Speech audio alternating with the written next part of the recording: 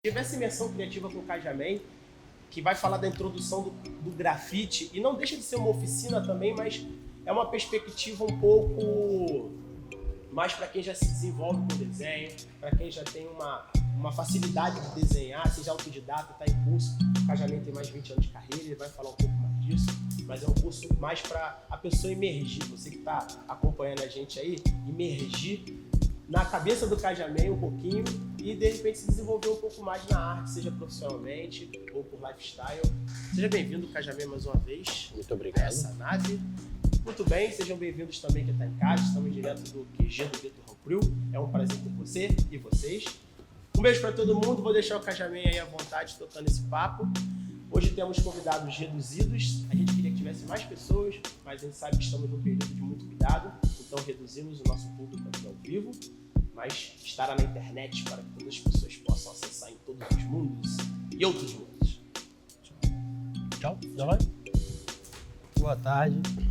Meu nome é André Cajamem, 21 anos de grafite. Estou aqui um pouco para falar do meu processo. Não vou nem dizer que é processo criativo, mas é o processo, assim, o material que eu costumo utilizar para desenvolver minha pintura. E uma das pinturas que eu vou fazer aqui é um personagem que quem não viu verá, e quem já viu, olha eu aqui de novo, um personagem que eu pinto por aí pelas ruas e tal. Vamos começar, sem mais delongas, vou falar um pouco de pressão da lata, um pouco de bico, um pouco de material e tudo mais, tá? Esse aqui é o meu suporte, parede, tá? Outro material que eu utilizo para dar cor é o spray, né?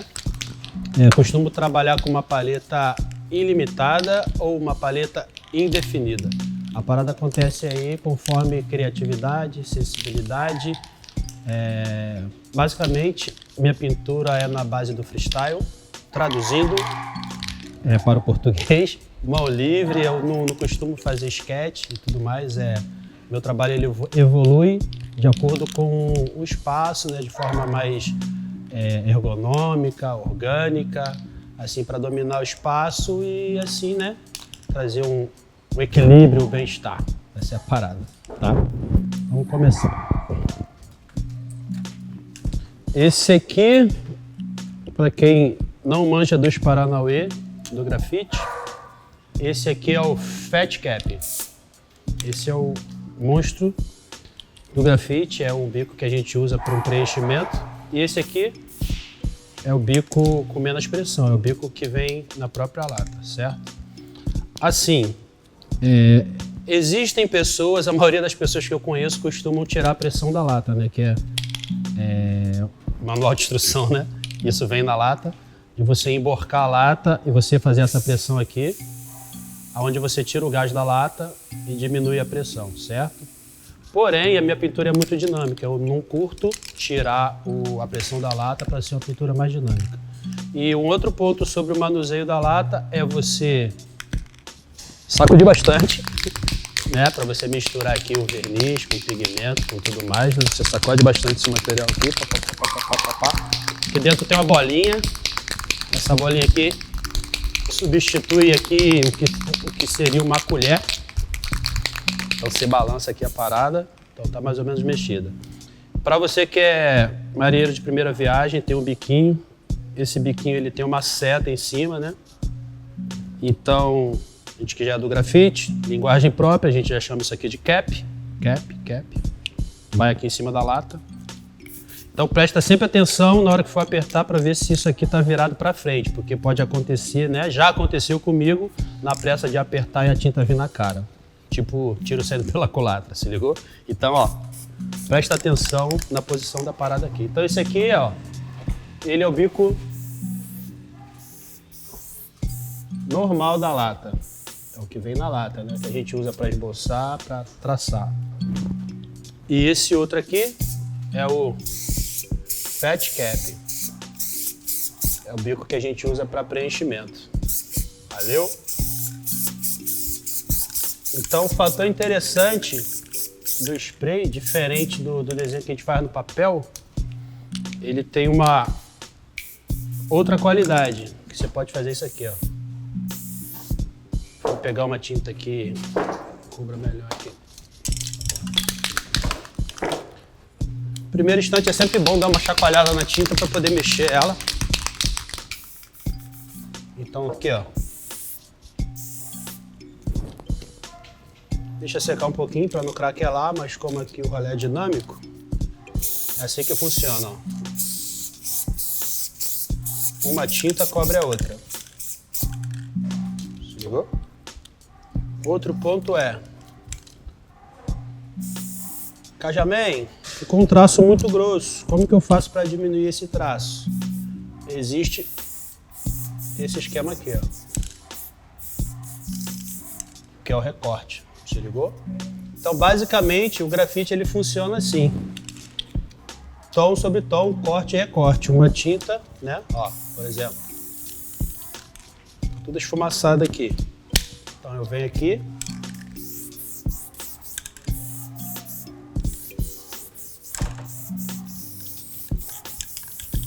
Então basicamente funciona assim, corte e recorte. É como se eu estivesse fazendo um quebra-cabeça no meu desenho. Se ligou? Então aqui não existe erro, não tem borracha. A minha borracha é a própria tinta, se ligou? Não vai muito na minha onda quando estiver fazendo isso aqui na hora de pintar não, né? Porque o certo é você esperar deixar a tinta secar e aplicar outra camada por cima. Mas como a gente está aqui num rolê mais dinâmico, por exemplo...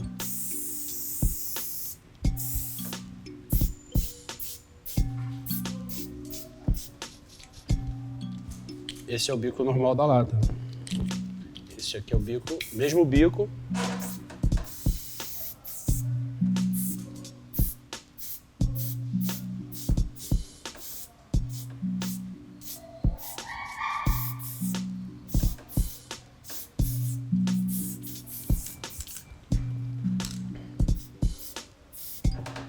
Viu? Esse é o corte e recorte. Pegou a visão? Visão? Então, olha lá, sempre nessa pegada. Errei, apago. Não tem mistério. Outro ponto é manuseio. Geralmente a pessoa que não tem muita experiência, a primeira vez que pega na lata, não sabe o que fazer, né? Tem gente que vai para a parede sacudindo a lata, tem gente que, né, fica com medo de apertar a lata, tem gente que aperta de mais, de menos. Então o conselho é, de perto, o traço ele sai consistente, né? De longe, a lata esfumaça. Se eu fizer assim de lado, a tinta esfumaça só para um lado. Se eu fizer assim, ela esfumaça só para o outro. Isso aqui serve para tudo, ó. Vamos lá. Assim para um lado, assim para o outro, reto, longe, esfumaça. Essa é a parada. Se ligou? E o bico largo é aquele bico que a gente usa para preencher o desenho.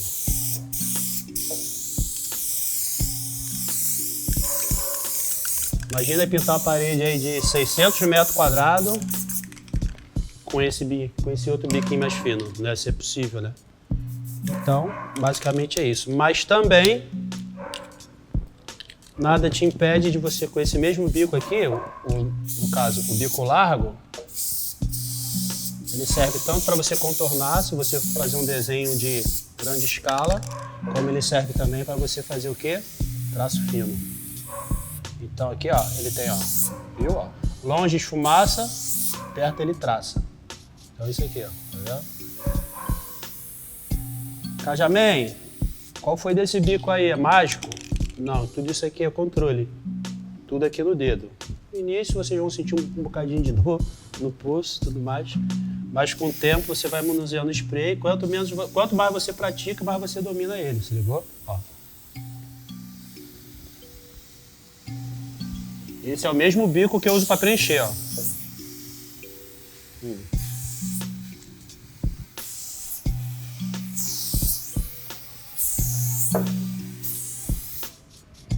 Se ligou?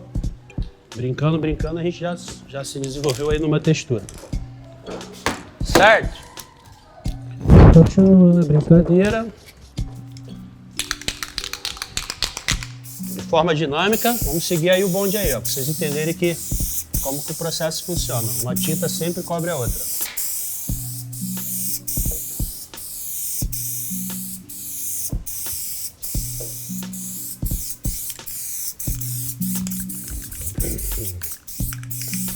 Entendeu? Pegou a visão aí? Outro ponto é sobre o meu processo.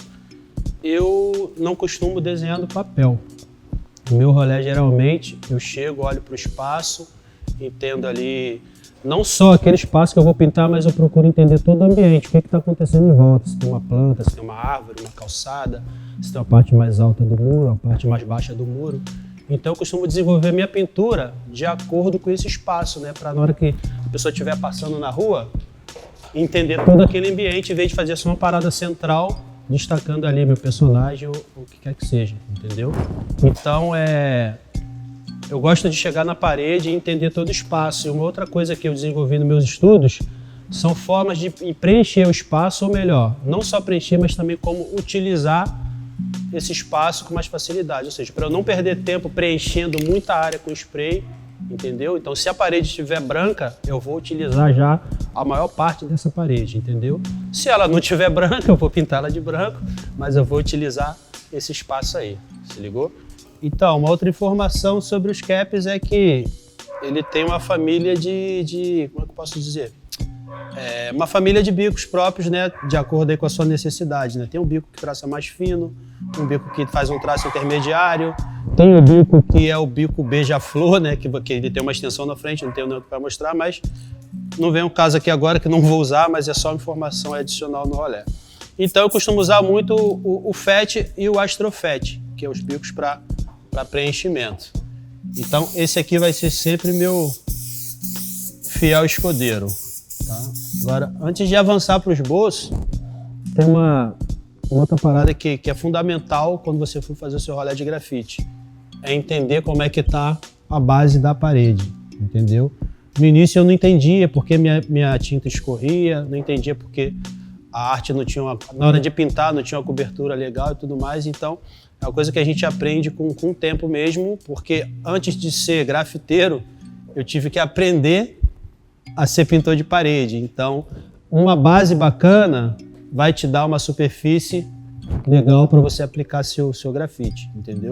Então, vamos entender primeiro aqui como é que funciona essa base aqui, entendeu? Então, essa parede aqui, ela estava crua, apliquei essa base cinza aqui por trás para poder a tinta, né, fixar legal sem que a parede chupasse essa tinta. Então, a tinta ela vai estar sempre aqui na superfície, se ligou?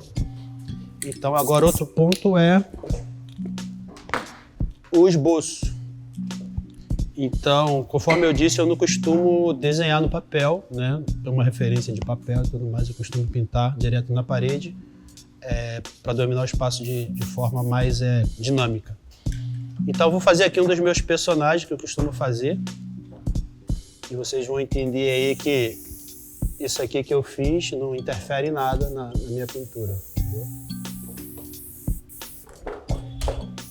Então, vou fazer o esboço aqui bem no beabá. Vocês entenderem o rolê. Tem uma linhazinha aqui que já vai me servir de base. Então, a boa no início é pegar uma lata, né, se você não tiver muita experiência, né, tirar a pressão daquele jeito que eu mostrei aqui. Isso você pode fazer tanto assim, como, né, botar ela no chão, pressionar ela no chão, que essa pressão vai sair. Vai chegar na pressão que você quiser. Um bico fino no início para você poder traçar esse desenho na boa, na paz. Então aqui, ó, tô fazendo um monte de traço para vocês entenderem como é que funciona o esboço. Tipo, tô diagramando o meu desenho dentro do espaço aí.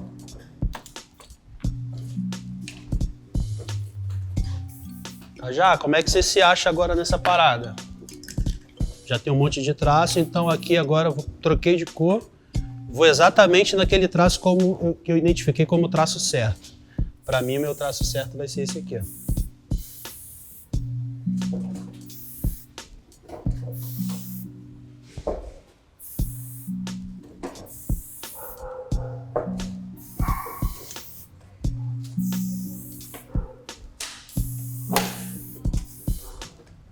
Se ligou?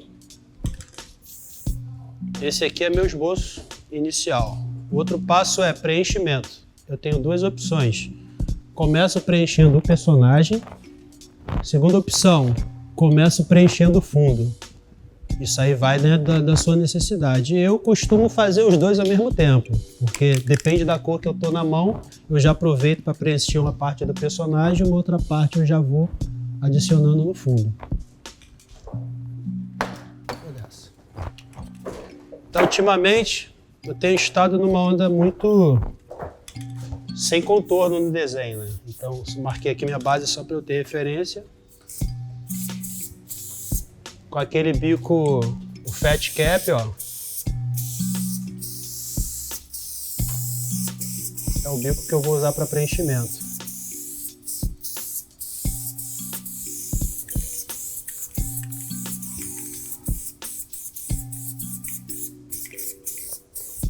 Essa tinta aqui sempre requer uma... Depende da cor, ela sempre requer uma segunda demão. Então eu vou esperar ela secar, para daqui a pouco eu voltar com ela ali.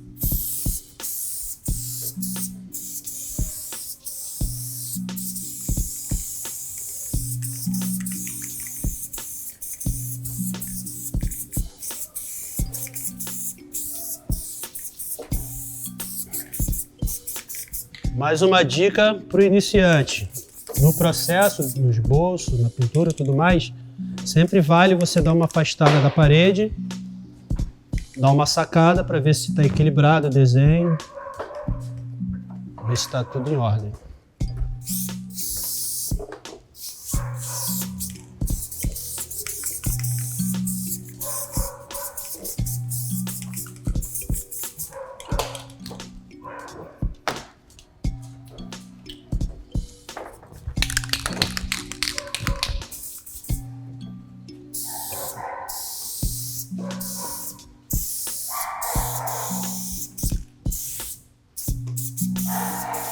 Para que esse aqui é aquele mesmo bico que eu uso para preencher e para fazer o traço fino.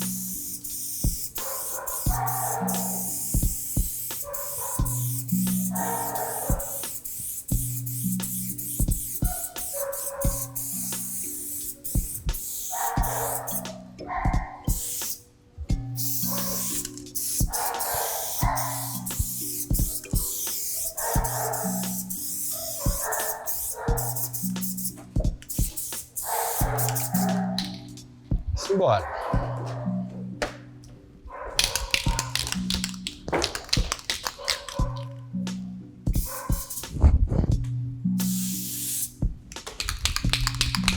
Sacode bem a tinta. Essa aqui furou a fila.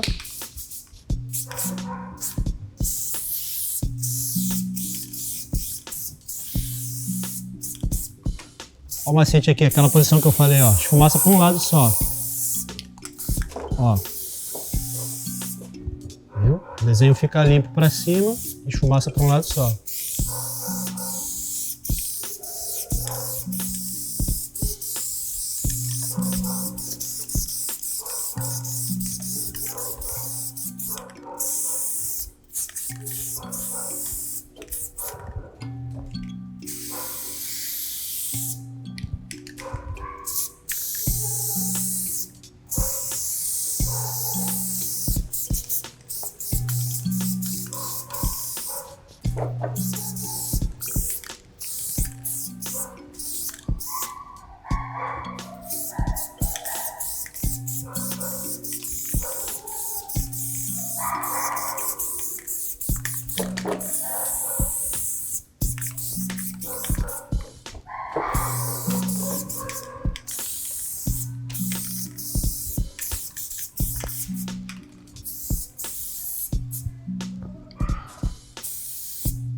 Aí, ó, o tempo não está acelerado.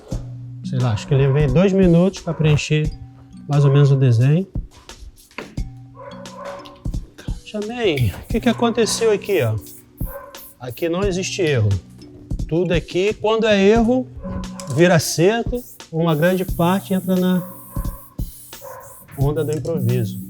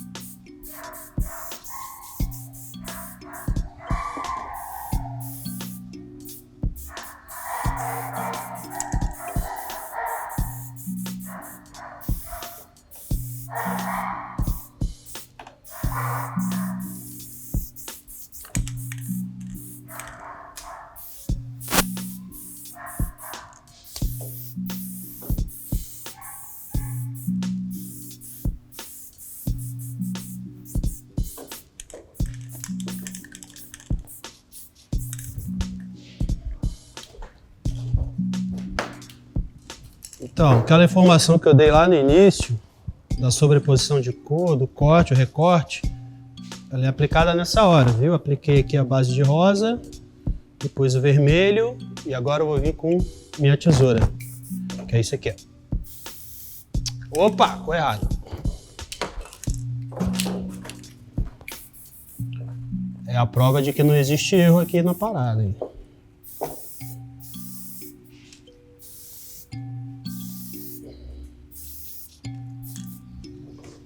Repara que meu movimento que eu mostrei lá no início, ele está sempre presente aqui no processo. Tá vendo? Virei a lata aqui para ele não esfumaçar, porque se eu não virar,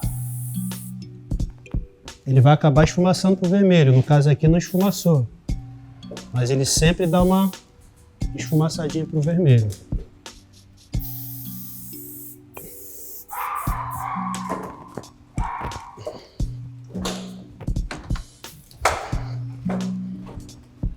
Daí mais uma vez, ó, a tesoura entra em ação.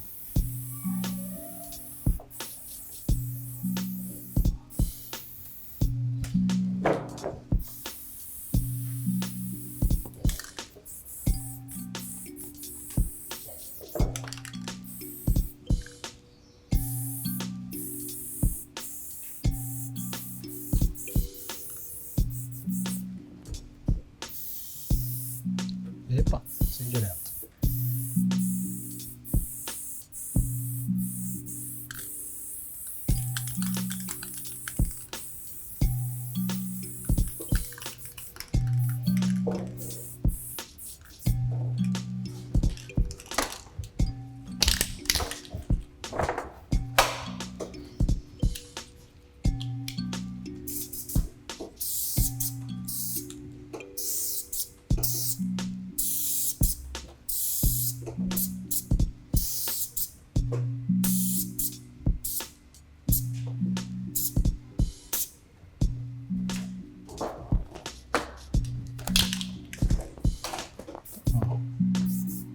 Mais uma vez,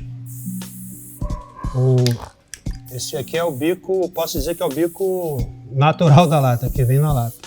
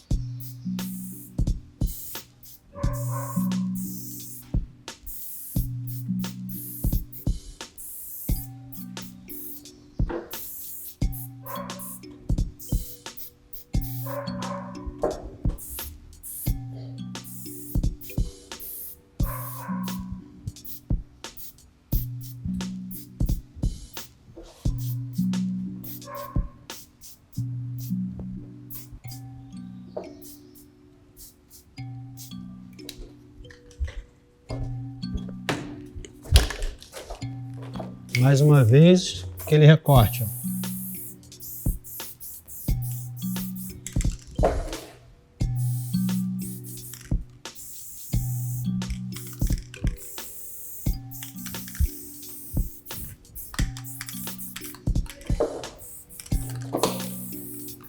Então a pintura ela acaba funcionando como se fosse um quebra-cabeça mesmo, ou seja, é só sobreposição, como se eu tivesse vários recortes de papel. Então o pulo do gato é só entender como isso aqui vai me atender como se fosse uma tesoura, entendeu? Saber o momento certo de recortar uma cor, saber a cor certa e equilibrar isso com cor, com corte, recorte, até dar volume a esse desenho.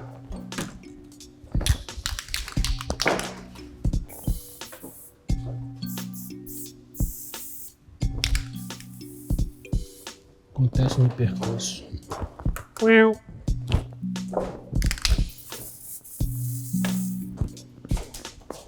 Obrigado, Colojinho, pelo suporte.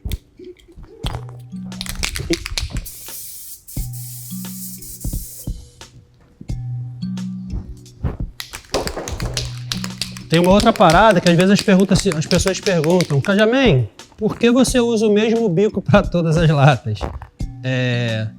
Não é porque esse é um bico especial, é porque a tinta costuma entupir muito o bico. Então uma dica é, ponto, quando você for na loja comprar tinta, procura, sei lá, encosta as latas lá, tira todos os bicos, guarda numa bolsinha e leva a lata na viagem sempre sem o bico, porque pode acontecer de a lata pressionar dentro da tua mochila e vazar.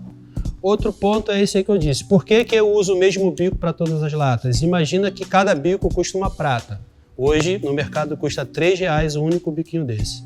Então, imagina que se você começar a usar todas as latas ao mesmo tempo e todos os bicos entupissem. Ou seja, isso vai sair do teu bolso, não é maneiro o processo. Então, o que você puder, né, ir usando um bico por vez, vai economizar e vai ficar, né, mais saudável para o teu orçamento a parada.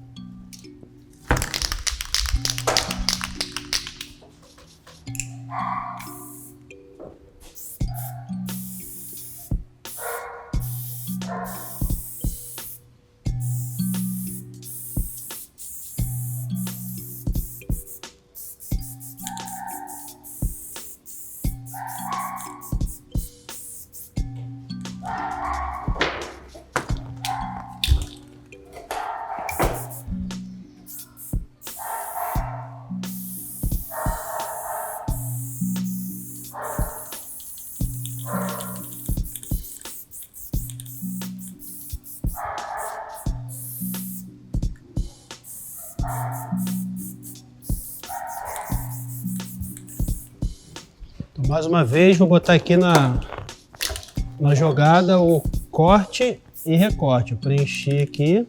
Agora eu vou vir aqui com a mesma laranjinha de fundo, ó.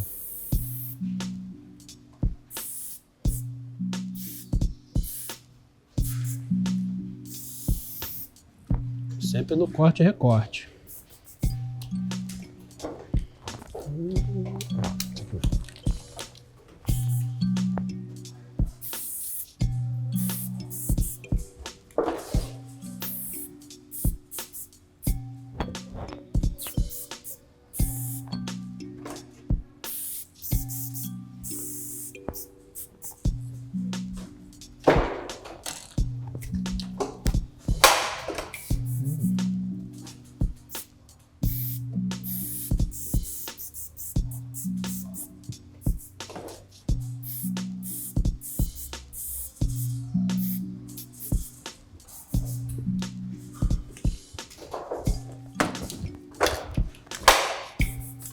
Dei uma esfumaçada aqui.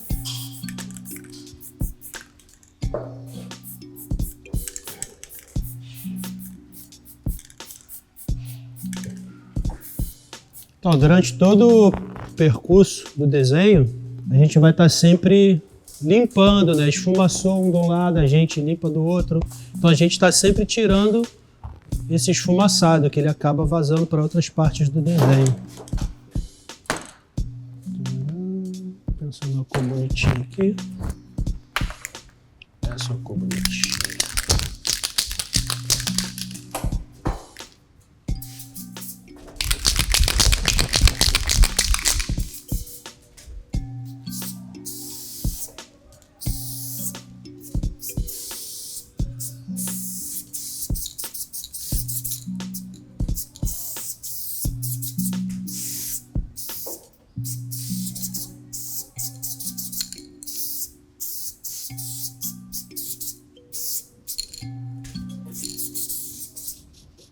Não tem segurança para usar o fat cap desenho, você troca o bico. Se Sempre naquele esqueminha aqui que eu botei, ó, recorte de lado, ó. Onde você vê que não dá para recortar, segura a onda, pega um bico mais fino e avança com o desenho.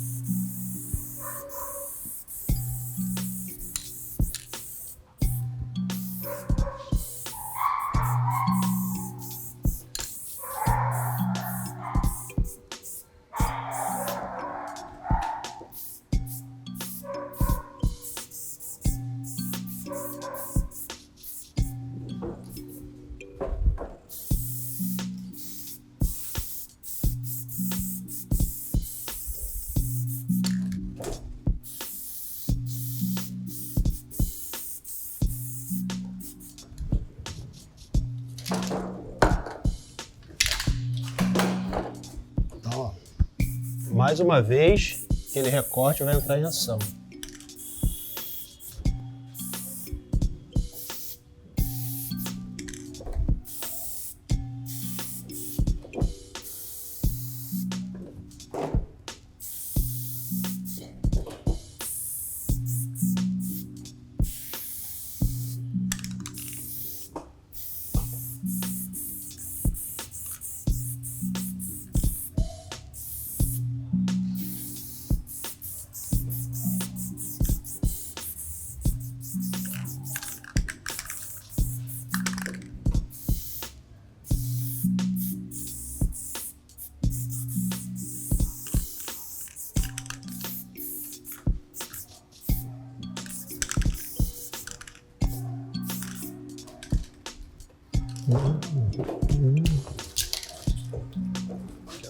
Sempre no corta e recorta.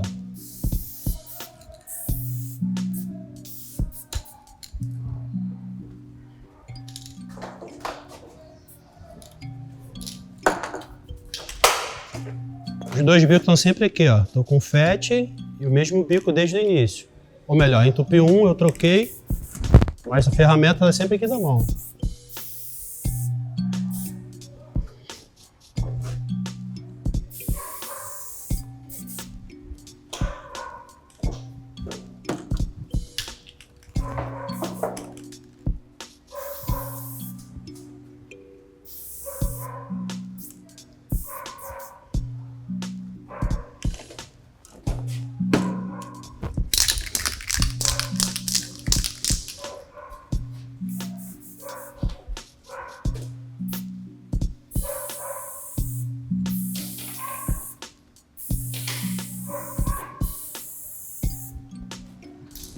Então, esse é outro ponto fundamental, que é a parte do acabamento do desenho. Depois que você entendeu que esse desenho ele já está todo recortado, todo preenchido, apto para receber o contorno, larga o aço. Dica aí para os marinheiras de primeira viagem, sempre tira a pressão no início, porque vai te ajudar bastante. Essa pressão da lata vai diminuir e você vai conseguir avançar com mais facilidade, onde a tinta não vai escorrer e tudo mais.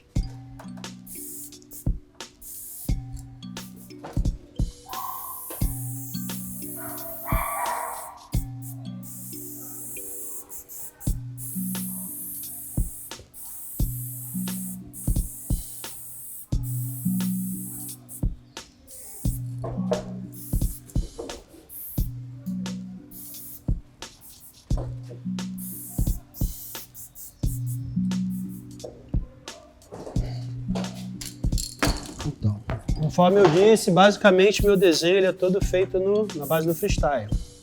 Essa parte aqui do desenho eu não curti, então não tem desespero. Eu venho aqui, ó,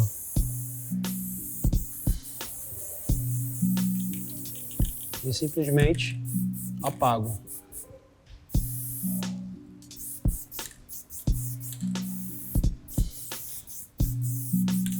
Sem crise nenhuma. Foi-se.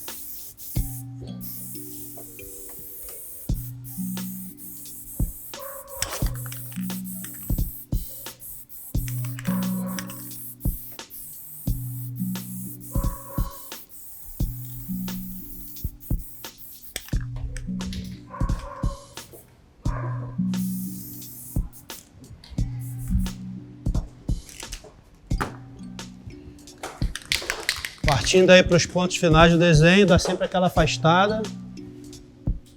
Tudo ok. É isso mesmo que você quer. Dá mais aquela afastada, vê se está tudo ok. Vamos partir para as considerações finais da obra.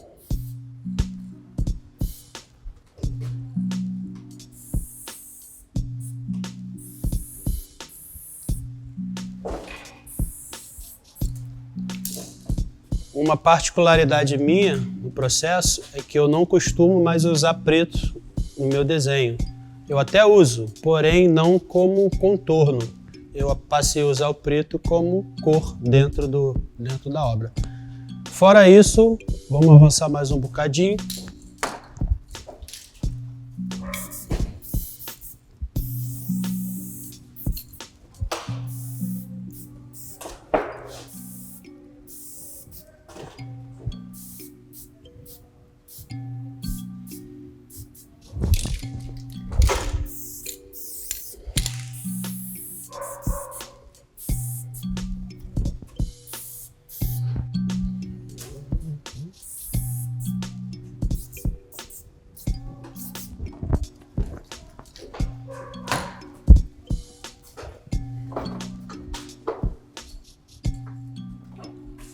Agora, grande finale.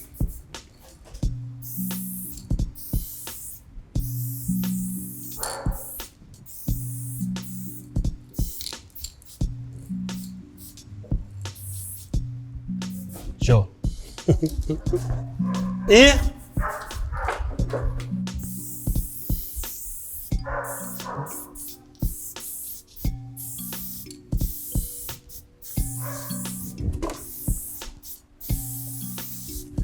segue o pai. Assinatura da obra, ok? Agora, um ponto fundamental, estamos aqui trabalhando segundo as medidas de segurança da OMS. Eu estou sem máscara porque estou pintando, senão vocês não estão entendendo um terço do que eu estou falando. Então, sempre uso de máscara, ok? Tudo nosso. Vai perguntar? Vamos, Thalita. Você tem algum método para escolher sua paleta? Tipo, alguma cor que realce com outra, que você costuma usar junto? Ou é algo mais do tipo... Então, eu não costumo escolher paleta, eu costumo equilibrar a paleta. E também tem outra coisa que eu costumo dizer, que não existe cor feia, existe cores mal combinadas. Ou seja, eu estou sempre equilibrando cor quente com cor fria, né? Para poder dar esse equilíbrio, né? Você olhar o desenho e entender como um todo, não olhar para um lado que tem mais vermelho, aqui tem mais azul, no meio mais preto, entendeu? Se você me der 30 cores, eu vou usar. Se você me der 2, eu vou usar também, entendeu? Então, sempre buscando o equilíbrio, independente de cor. Eu tenho minha paleta preferencial, mas quando eu não tenho, eu tenho que me virar, entendeu? Essa é a parada. Eu tenho uma pergunta também. Eu queria saber de você, como grafiteiro profissional, e muitas vezes existe você fazer sua arte por fazer, executar, e existe cobrar por ela. Eu acho que assim, tem um limiar nisso. Eu queria saber de você, com 20 anos, né, grafitando, vendendo sua arte também, como é que, o que você falaria pra galera que tá começando, assim, que tem esse encantamento de botar minhas paradas na rua, mas também querer vender e comercializar isso, porque a gente tem que pagar boleto, né? E aí queria saber a tua opinião, tua visão, essas questões aí pro mercado. Tem que pagar boleto. Então, a primeira ideia que eu dou é, se for pro rolê do grafite já pensando no cash, já tá começando errado, tá? É um material caro, não é um material barato, então logo se você vai investir, tende-se, né, a gastar muito, então segura a onda, se já vai pensando já que é cash, que é dinheiro, né, bem por aí. Então, 1, por amor, 2, para levar a mensagem, é mais ou menos por aí. Então, 3, pede pro patrocinador fortalecer ângulo e passagem.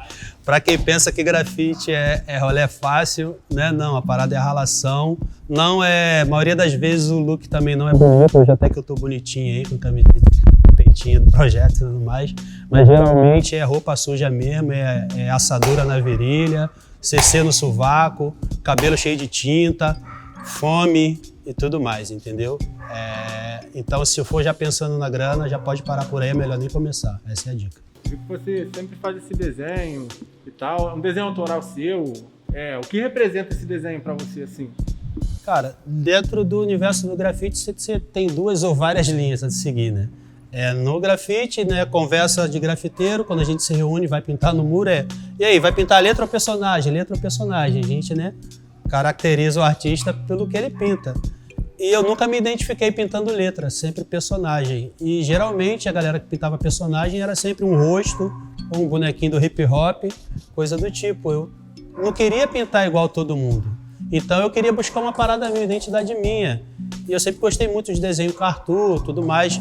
Mangá não é muito minha linha, não me identifico com mangá, gosto mais de desenho cartoon, então eu buscava, dentro desse universo do cartoon, buscar um personagem meu. Tá? E eu sempre gostei de pássaro e tudo mais, e meus primeiros personagens eram pássaros. Tinha o tucano, tinha outro personagem que acompanhava o tucano e tudo mais. E esse passarinho ele surgiu também nessa onda do minimalismo. Eu não queria muito detalhe, proporção, perspectiva. Eu queria o desenho mais simples, que você olhasse, o que é isso? É um pássaro? É um avião? E tudo mais. E esse passarinho ele surgiu nessa época que foi paralela lá com o Angry Bird. O pessoal até pergunta, esse é o Angry Bird? Não, não é o Angry Bird, mas parece. Mas não tem nada a ver. E depois ele evoluiu para umas outras histórias, que é referência aos deuses egípcios e tal. E hoje eu entendo que esse aqui é só uma parte desse personagem. Ele tem um corpo, mas a cabeça dele tá por aí. Essa aqui é a parada. É igual rabo de raposa. E sempre com as referências, sempre com essas referências afro, né? Eu não costumo dizer que a minha referência é literalmente África, eu gosto de usar a temática do afro-latino, né? Porque pelas viagens na América Latina eu entendi muito que isso é muito latente, tanto na cultura musical como nas culturas periféricas e tudo mais. E, além de ser brasileiro, nós somos latinos, somos afro, então afro-latino diz melhor o que eu quero passar aí nas minhas imagens. Essa aqui é a parada. Obrigado você que acompanhou. É sempre uma felicidade muito grande a gente poder falar da cultura, não só com propriedade. A questão aqui não é a propriedade do Cajamém como um personagem, dar uma personalidade relevante, mas sim poder ter um espaço que viabilize a gente levar isso para outros caminhos, para outras formas. Então, eu espero que você absorva bastante esses poucos minutos com o Cajamém. Esse projeto ele só foi viável porque tivemos o patrocínio do Governo Federal, Governo do Estado do Rio de Janeiro, Secretaria de Estado de Cultura e Economia Criativa do Rio de Janeiro, através da Lei Aldir Blanc. Esse programa é uma produção do Gueto Coletivo e seus associados. Valeu. Sempre fala isso, Gueto Coletivo e seus associados.